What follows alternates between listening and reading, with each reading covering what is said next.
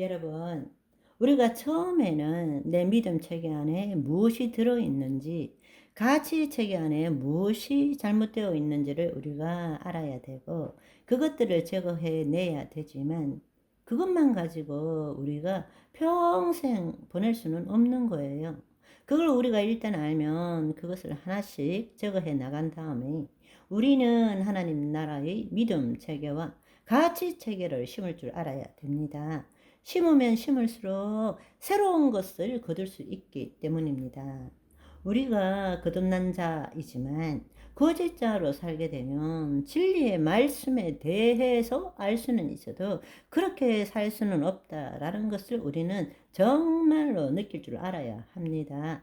진짜 진리의 말씀을 안다면 그렇게 살려고 애쓰는 것이 아니라 반대로 거짓자가 죽어야 합니다. 우리는 말씀을 가지고 그렇게 살아보려고 거짓자가 더 노력하고 더 애쓰는 거예요. 그런데 중요한 것은 바로 거룩한 진리의 말씀이 아니라 그 말씀을 붙들고 있는 거짓자, 주체 파악을 해야 된다는 거예요. 그놈이 죽어야 되는데 우리는 진리의 말씀을 실현시키려고 거짓자로 더 애쓰고 있다라는 것입니다. 자기를 부인하고 자기 십자가를 질 때 그의 나라와 의를 구할 수 있다라는 이 진리를 알게 되시기를 소망합니다. 거짓자는 죽어야 합니다. 그래서 사도 바울은 매일 죽는 거예요.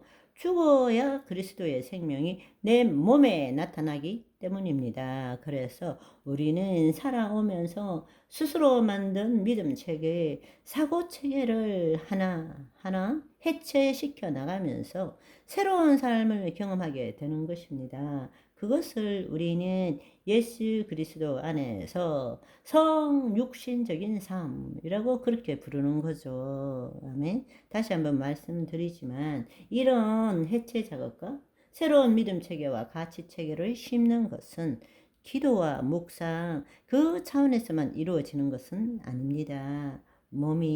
한 인간의 몸이 삶을 통해서 실질적으로 그것들이 새롭게 되어져야 합니다. 그런데 우리는 삶에서 부딪히기보다는 골방에서 기도하는 것을 더 원해요.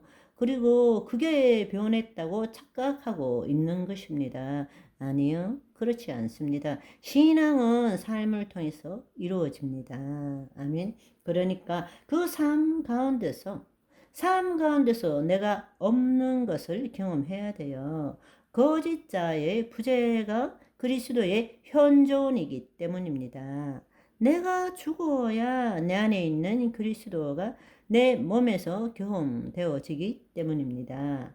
그런데 내가 안 죽고 그리스도가 내 몸에서 경험되어지는 것을 알고 싶어 하고 경험하고 싶어 하는 것은 도둑심보입니다. 있을 수 없는 일입니다.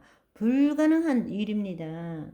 우리 안에 이미 그리스도가 계십니다. 따라서 거짓자가 죽을 때 그리스도의 신비가 내 몸에 경험되어지는 거예요. 그래서 기독교는 신비입니다. 그런데 너무나 안타깝게도 오늘날 대부분의 교리와 믿음 체계는 거짓자가 주체가 된 믿음 체계를 강조하고 있다는 것입니다. 안타까운 일이죠. 교리가 잘못됐다는 것이 아니라 그 교리를 붙들고자 하고 그것을 믿고자 하는 거짓자가 죽을 때에 그 교리도 영이요 생명이 되고 우리 몸에 경험되어진다는 것입니다. 그런데 우리의 신앙은 지금도 여전히 내가예요. 내가 좀 더 기도해야 되고 내가 좀 더 믿어야 되고 내가 좀 더 거룩해져야 된다. 그 나에서 못 벗어나는 거예요. 그런데 주님은 네가 죽어야 된다.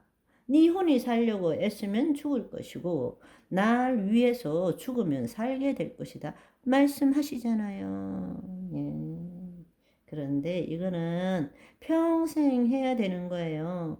저도 여전히 믿음의 선한 싸움을 싸우고 있습니다. 그러니까 삶에 부딪힐 때 실수하고 또 넘어질 수도 있고, 그러나 그럼에도 불구하고 예수 그리스도 안에는 결코 정죄함이 없는 것이고, 다시 오뚜기처럼 일어나서 어제보다 오늘, 오늘보다 내일 점점점 그리스도가 더 나타나는 삶을 살아가는 것입니다. 아멘. 그렇게 믿음의 선한 싸움을 다 싸울 때 때가 이르면 의의 면류관이 주어지는 것입니다.